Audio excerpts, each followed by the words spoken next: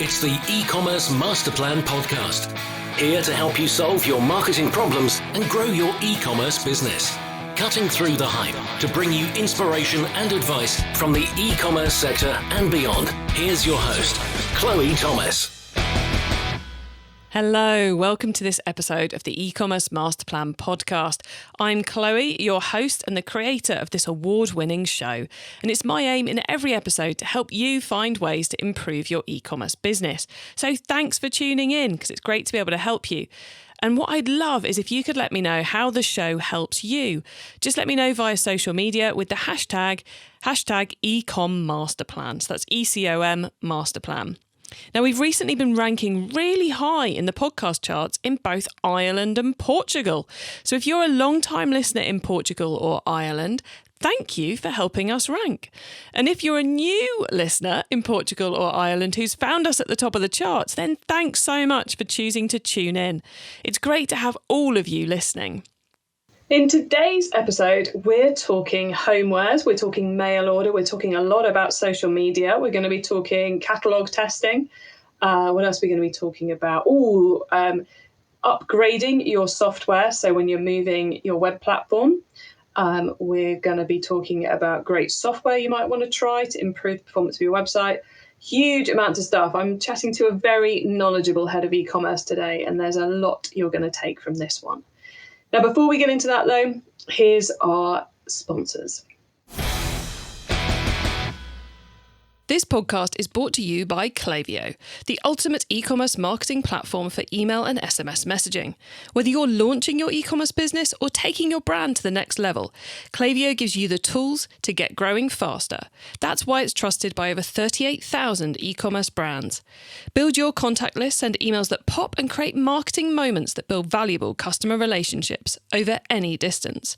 Get started for free today. Visit klaviyo.com/masterplan to create your free account. That's klaviyo.com/masterplan.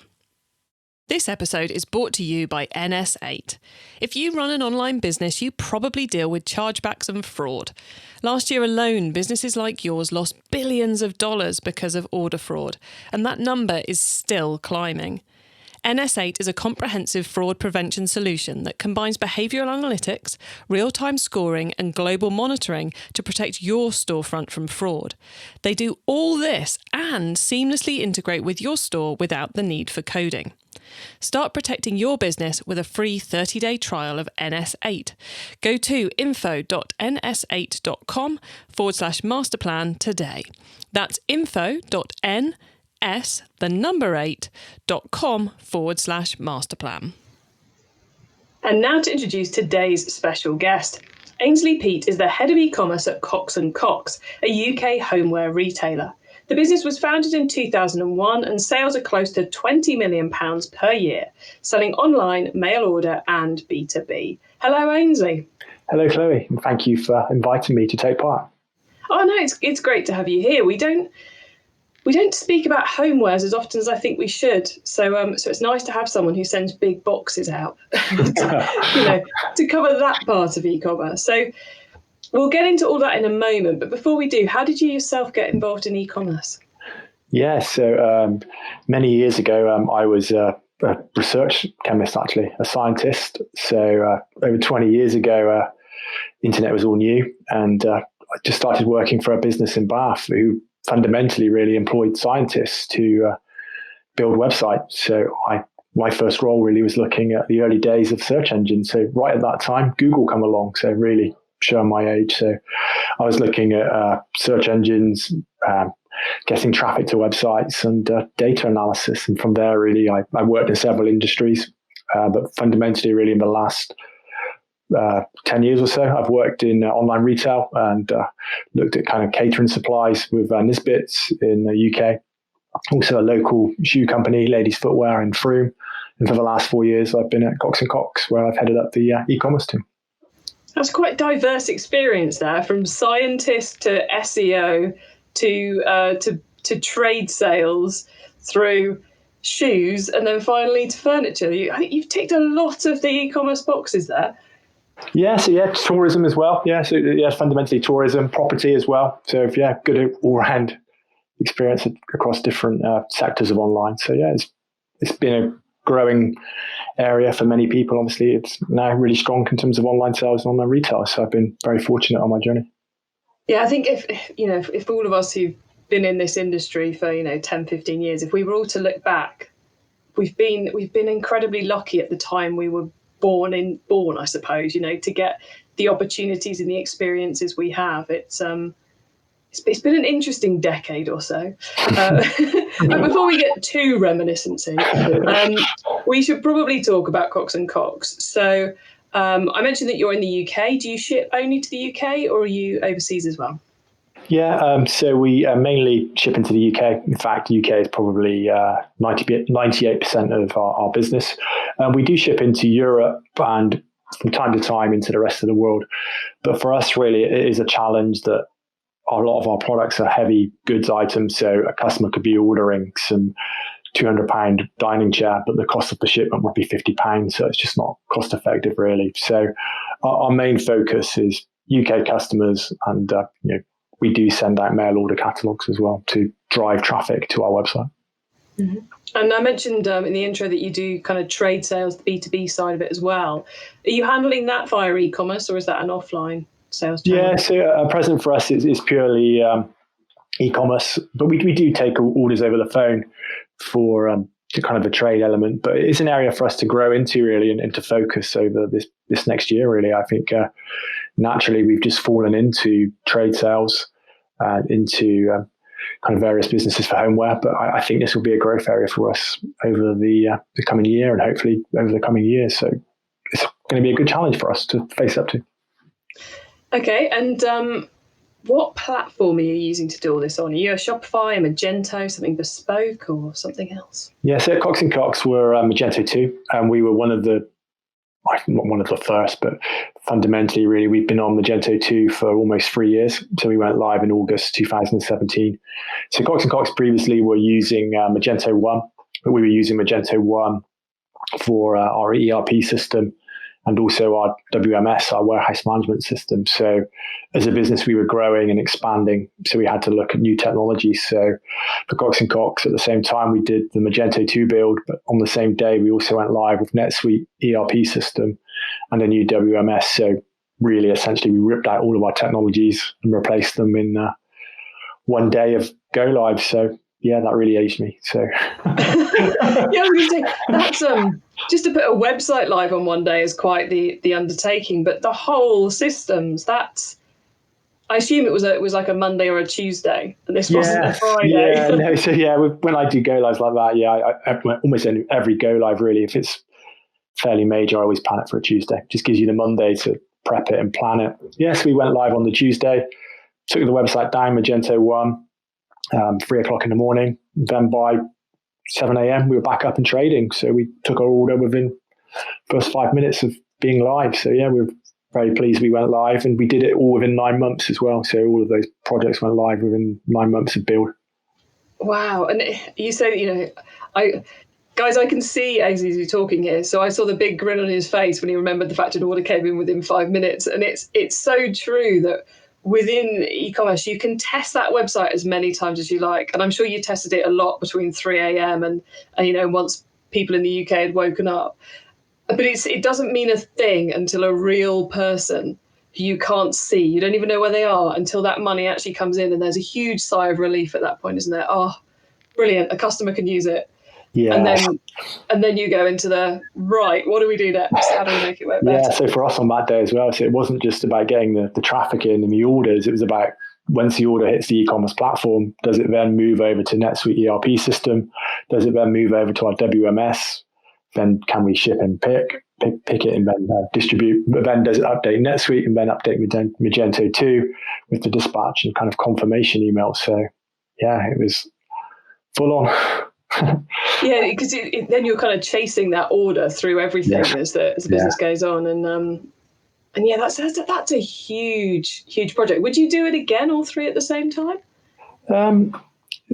It's a good question, really. Ideally, no, but in some ways, it did make it a bit easier because it focused the in-house teams.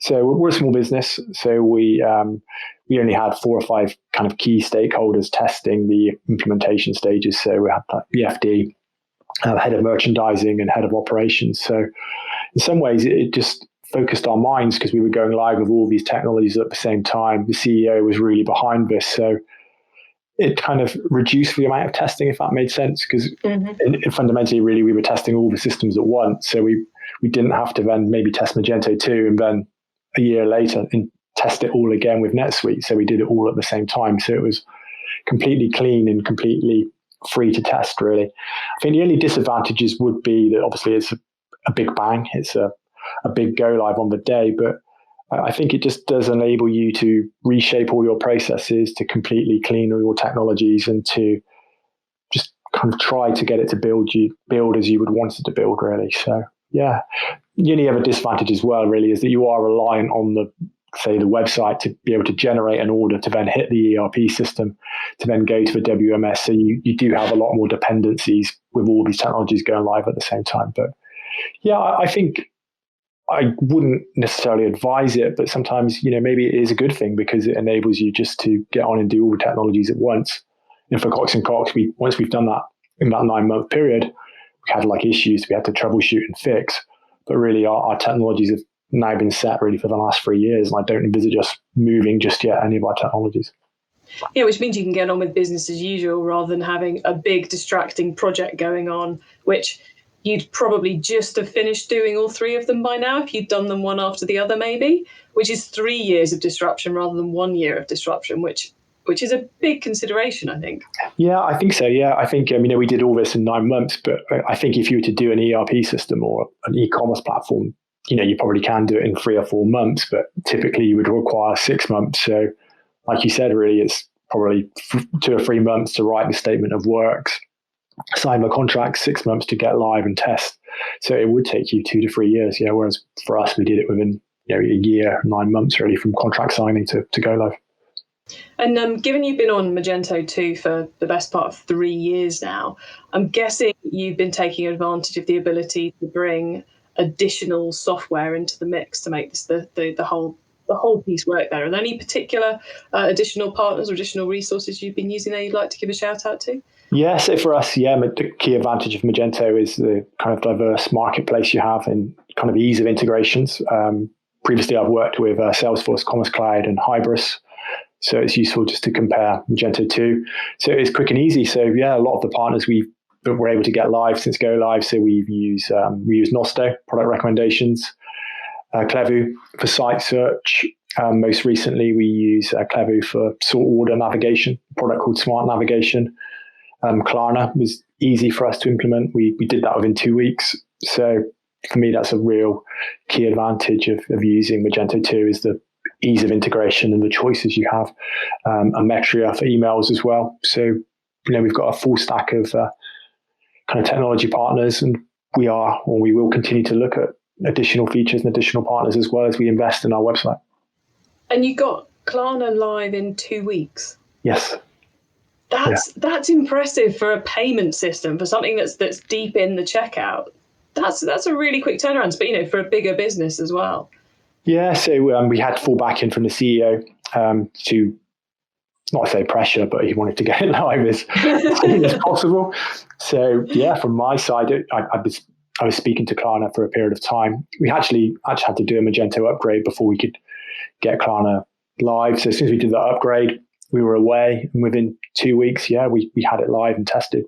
And again, really within the first hours, we could see the orders come through from Klarna, and we've now been live for 6 weeks, and we're very pleased with the performance to date.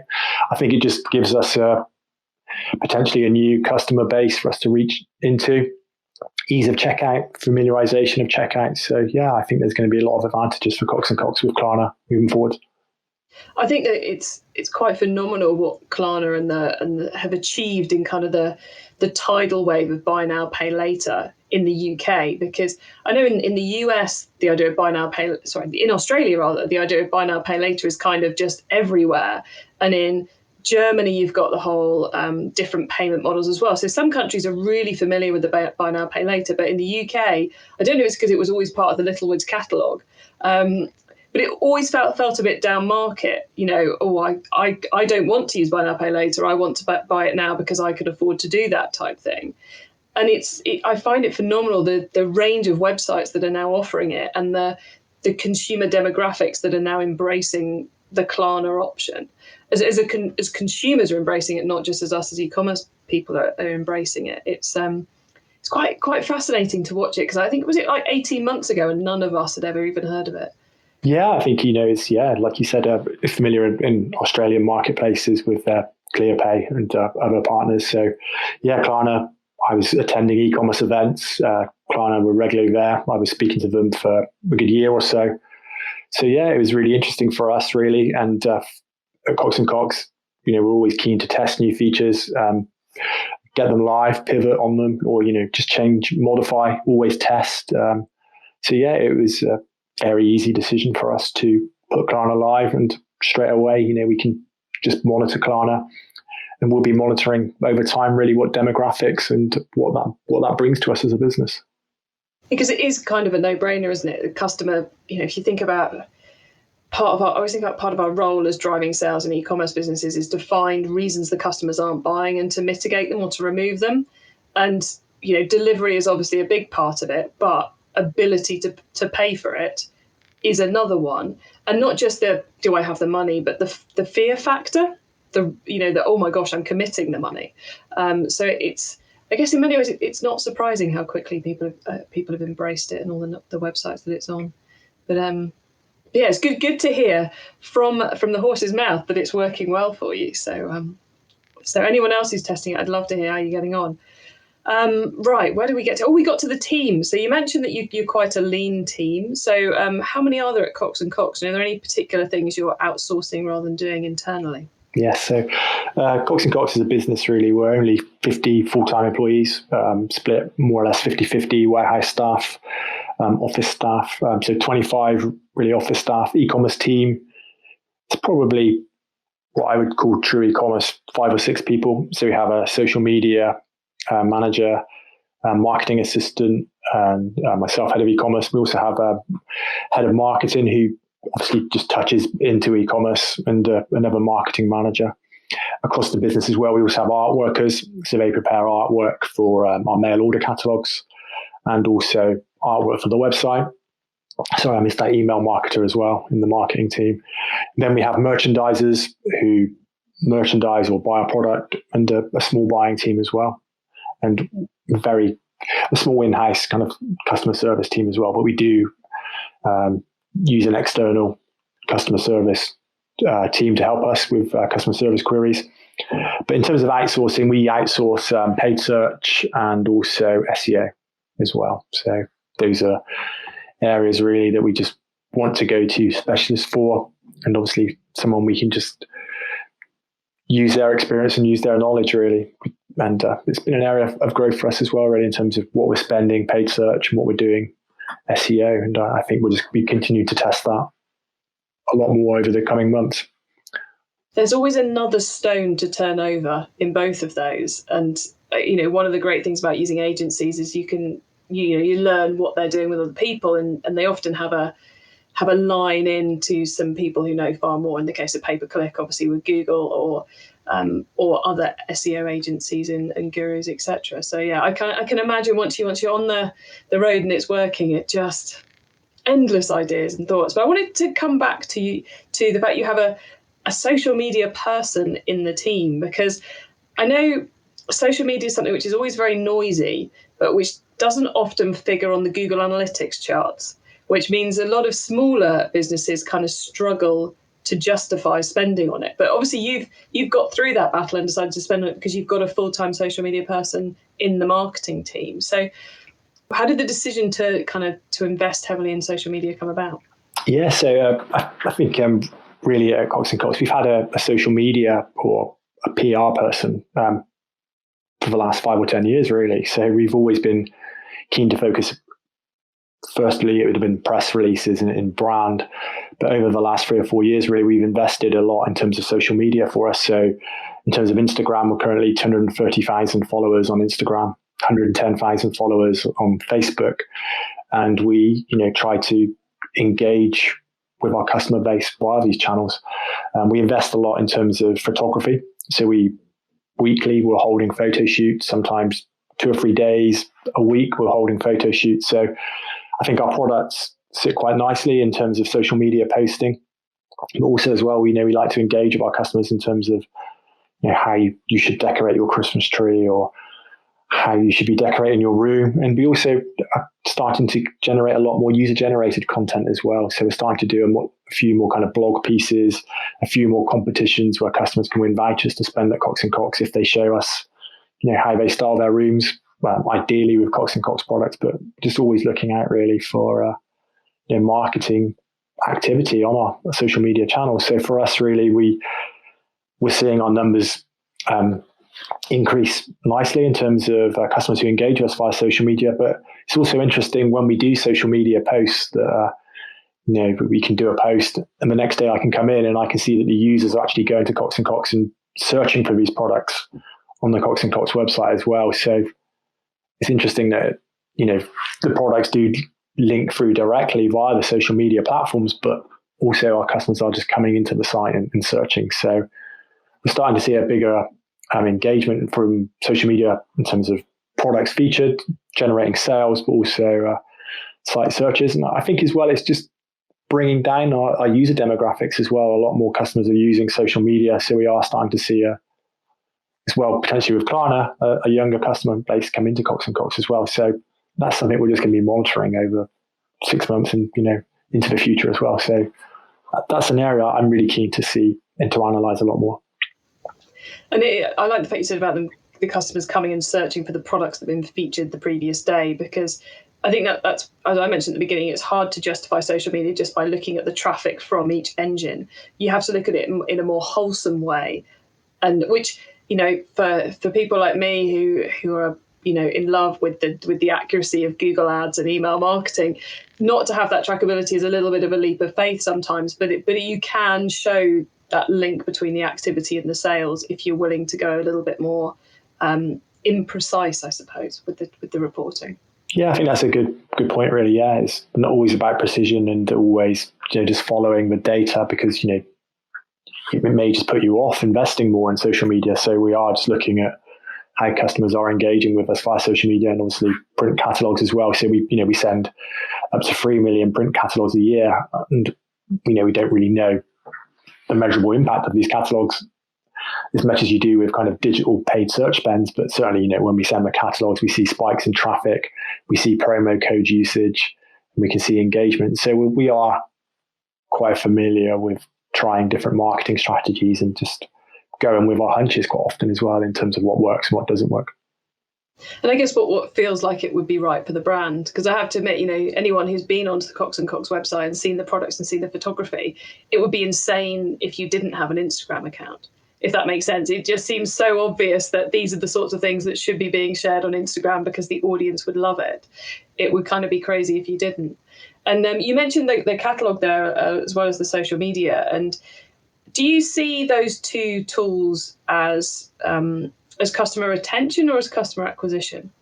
So we see catalogue, it's both really. Catalogue is customer acquisition and customer retention. So we typically, when we send catalogues, we have like a pool of customers that we would say these customers are customer acquisition, these customers are customer retention. And we also use promo codes on the catalogues that typically mirror to these groups. But we are aware as well that customers can just get the catalogue and then use a promo code that they can find via an email or other channels. We just live with that, really. We don't really worry about that too much. But yeah, certainly we see it both, really. We see it as acquisition and retention. We send 9 catalogues a year, 5 spring, summer, fall, autumn, winter. As soon as we send them, we see nice big spikes come into the website in terms of traffic, and hopefully as well that will bring in the order volume as well. So yeah, we're just keen to invest more in terms of catalogues. We do a lot of tests. We send different size catalogues. So some catalogues can have 96 pages, some 116, some up to 144 pages. And we also send different formats as well. So we actually send a bigger kind of catalogue, which is maybe more of a kind of a lifestyle or a catalogue you can put on your coffee table. in terms of a typical catalogue as well. So yeah, it's an area for us to test just as much as a website. Yeah, I think a lot of people, because you can't, as the consumer, as the person who's signed up to find out what other people are doing with their marketing, you don't get the visibility of what tests are going on with catalogues. But there is a huge amount you can test in terms of, paperweight, product density, whether you're going editorial style or chuck as many products as you can on a page style, or the different pricing, size points based on the pricing with the Royal Mail as well. And it's a bit more complicated than doing an A/B split test on a email welcome campaign, but it can be well worth it to find out what different customer demographics are responding to.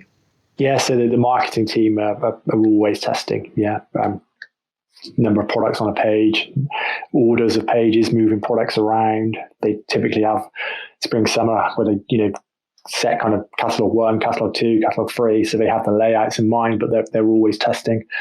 I think as well, it's just worth highlighting as well that we often just promote online features in the catalogs as well. So most recent catalog, we just had a little kind of banner or artwork promoting Klarna, pay online with Klarna. We promote our Trustpilot scores online, our online Trustpilot scores via the catalog. Mention Me referral program. So we're always just looking to just promote online strategies into the catalog as well. And we also use ZMags as well for delivering kind of blog content and creative, but we also use ZMags where we put the we put the catalog online as well. And it's interesting for me that when we put a catalog online, unbelievably so, we can see within a week or so 70,000 page impressions just from the online catalog as well. So that's also a good way for us to promote hopefully more people coming to use the catalogs as well, or sign up for catalogs. So yeah, we're always just testing and trying. Testing and testing. It's the way of every e-commerce business. Endless testing. And then I was taking a look at the website before we did this recording, and I noticed, and I think you're the first e-commerce site I've noticed this on. So maybe I'm being blind and everyone's doing it, but I don't think they are. So I have to ask you about it, which is you have a voice search option on the website. So rather than having to type in round mirror, someone can hit that button and say round mirror, and the answers will come up. What led you to decide to test that on the site itself? Yeah, it's actually I use Clevu, so I've got a good relationship with Clevu, and it's one of their features they were just rolling out. So they said to me, would I be interested in testing it? Because they know I like to test and analyze. So I said, yeah, I'd be willing to give this a go. So we went live with it in early January. And unfortunately, we can't always tell the number of users who are using the voice search, but I think that data will come in the future. But for us, we just wanted to test it really. And it's a good talking point in the office to see when I launched it as to, how exciting it is as a feature. So I think it's just a feature I wanted to test really, and let's see what it brings for us in the future. So yeah, just always on the lookout for new techniques, new features, new technologies. And it's quite an enjoyable product to test and get live. So we got that live again within half a day or so, a day's worth of testing, and just put it live, and it's been there ever since. So yeah, it's an interesting feature. E-commerce Master Plan is supported by some of the greatest companies in the e-commerce sector. Here's a reminder of who they are. It's safe to say that most of us have been doing more shopping online lately. And if you're an e-commerce brand, that means you might be seeing more first-time customers. But once they've made that first purchase, how do you keep them coming back? Well, that's what Klaviyo is for. Klaviyo is the ultimate email and SMS marketing platform for e-commerce brands. It gives you the tools to build your contact list, send memorable emails, automate key messages, and more. Way more. Whether you're launching a new business or taking your brand to the next level, Klaviyo can help you get growing faster. And it's free to get started. Visit klaviyo.com/masterplan to create your free account. That's klaviyo.com/masterplan. With NS8's platform, you can monitor shopping activities in your store, keep track of customer behaviour, and get scores that let you know if an order is safe to process or if it's most likely fraud. NS8 takes out the guesswork so you can focus on your business. For a limited time, eCommerce Masterplan podcast listeners can try NS8 free for 30 days. To claim your offer, go to info.ns8.com/masterplan. Again, that's info.ns8.com/masterplan. NS8, fight fraud with intelligence. It's time for the top tips round. Okay, Aynsley, I love this section because it gives me and our listeners some really quick ideas for taking our businesses to the next level. So are you ready for these top tips? Of course. Excellent. So the book top tip. If everyone listening to this podcast agreed to take Friday off and read a book to make their business better, which book would you recommend?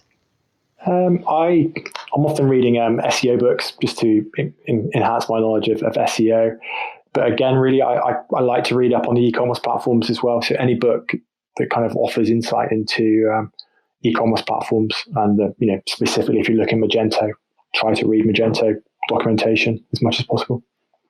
Okay, and then the traffic top tip. Which marketing method do you either prize above all others or think doesn't get the press it deserves? I think for us, social media is an interesting channel. I know we touched on it previously, but it's an area that doesn't really get the press it deserves. But for us, really, it's a great way for us to really showcase our brand, showcase our products, and the revenue is not always there with social media, or it's not always kind of the same attribution as other channels. But for us, it's a key area we like to just test and trial, really. So always on the lookout for new ideas and new features in terms of social media. But if I was to say, really, our standout channel is probably SEO and also email marketing. So SEO is an area for us that we just continue to focus on, really. And I think we're just trying to add in more copy and products, but certainly as well just to build more blog copy, really, to promote our brand and also promote our products. So I think that will be an area for us to focus on over the next 6 months and into 12 months.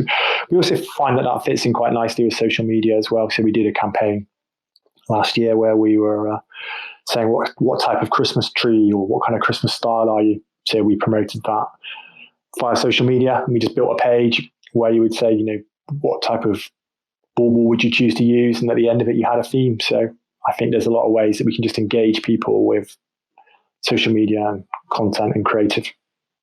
Yeah, you can really get kind of a virtuous circle running between social media and blog content, where you can get your social media followers to give you the content for the blog, that then you have a blog you can promote via social media. And it's a really nice, everyone gets a warm, fuzzy feeling when it works, because everyone's stock goes up a little bit.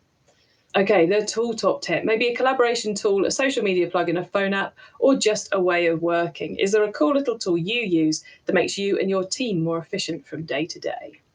I think for us, really, a business at Cox and Cox, we're a small team. So we really take a lot in terms of communication and ownership. So we just like to talk things through, really, and, quite happy just to have, short, sharp 2-3 minute phone conversations just to get things done, to get people's minds focused on the best way to proceed, really. And as well, we don't have to go through lengthy sign-off processes for if we wanted to try new creative or new ideas. So we just hold a call, myself, head of marketing, or if we needed to involve the CEO, we just say, right, this is what we want to do, let's do it. So I think for us, really, we're just keen to promote communication via email, or let's just pick up the phone, let's just get on the phone, or as we're now working out of the office, we find that works well for us.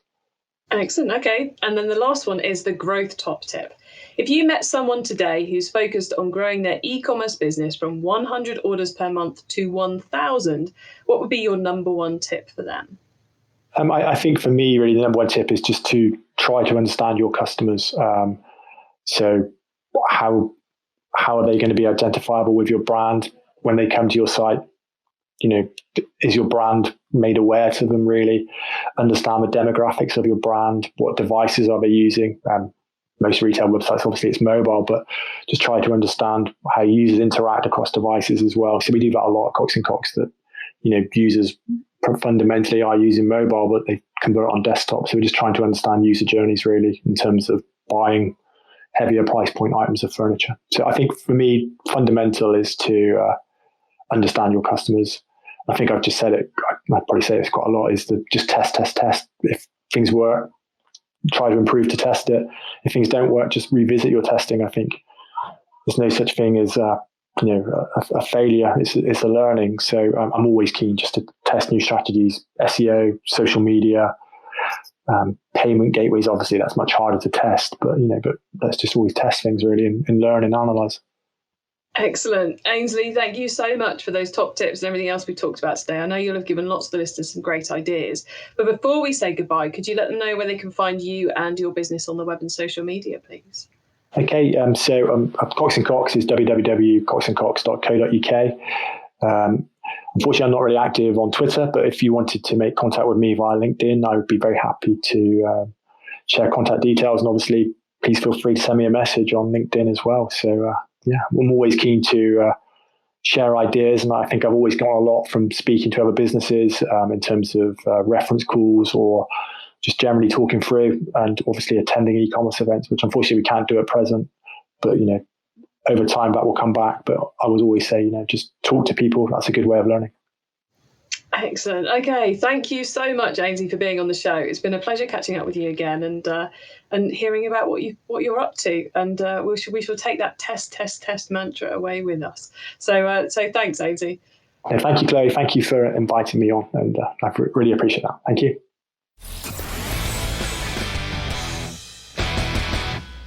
So some fascinating advice there on the kind of larger scale e-commerce business, on the homeware side of things, because we don't talk, as I said earlier, we don't talk as much about that on the podcast as we do some other product categories. And I think a couple of the key things which struck me there is, I know there's a lot of you listening who are still on Magento 1 and trying to decide what to do, whether to go to Magento 2 or a Shopify or a Shopware or something else. And I just find it quite mad to think, when Aynsley says they moved to Magento 2 3 years ago, it's like, gosh, have we been dealing with this for that long? Kind of crazy. So that's 3 years of opportunity you've missed out on if you have just been hanging around on Magento 1. So I would get on with moving and working out where you're moving to, because I know that's not the most straightforward of decisions. I think the level of passion or involvement Aynsley had there with those key partners he was talking about, so Klarna and Clavo and Ametria and Nosto, and how he's really gone about building strong relationships with those key suppliers and making sure they're picking the right one and then getting it up and running and delivering for them and constantly evaluating to see how the results go. I quite like his approach of happy to test anything and getting that relationship with his suppliers, that when they've got new things coming through, they call him up to say, would you mind giving this a go? Because it creates a whole level of relationship with your software providers if you're having that kind of relationship with them. It gives you options for a lot of new things. And lots of marketing tips in there as well. And of course, I do love the test, because it's very closely aligned with my own Keep Optimizing. To get your hands on the notes from today's show, including the top tips and links to what we've mentioned, head over to ecommercemasterplan.com/podcast. There you can also add yourself to our email list so you don't miss out on any of the other things I share to help you improve your business. If you like this episode, then make sure you check out episode 262, where Mark Liddington from fashion retailer Needle & Thread also gets into how they've harnessed PR. Thank you for tuning in to this and every episode of the E-commerce Master Plan podcast. I bring you a new interview every week because I want to inspire and help as many e-commerce business owners as possible to succeed and thrive with their business.